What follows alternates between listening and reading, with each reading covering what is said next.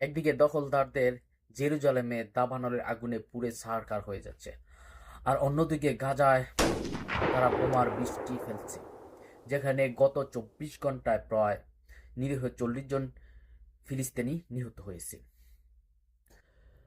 দাবানল, প্রাকৃতিক দুর্যোগ, এগুলো অবশ্যই আল্লাহর গজব। এই গজবগুলোকে দখলদাররা আমলে নিচ্ছে না। তারা একের পর এক গাজায় হামলা অব্যাহত রেখেছে, এবং এই প্রাকৃতিক দুর্যোগ দাবানলকে তারা বলতেছে এটা মানুষের সৃষ্টি, এটা ফিলিস্তিনিরা ইচ্ছাকৃতভাবে তাদের দেশে আগুন লাগিয়ে দিয়েছে। কি হাস্যকর ব্যাপার!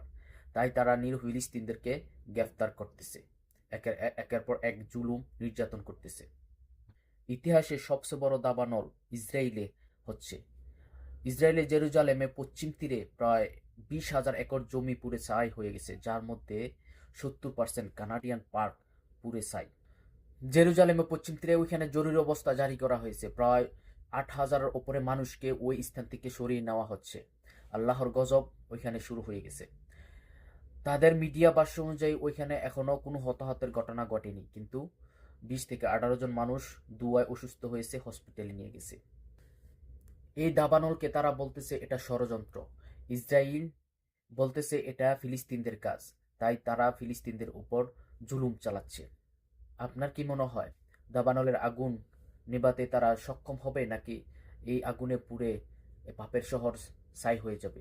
আপনাদের মতামত কমেন্টে জানান। হে গাইস, আমার এই ভিডিওটা যদি ভালো লেগে থাকে অবশ্যই লাইক, কমেন্ট, শেয়ার করবেন।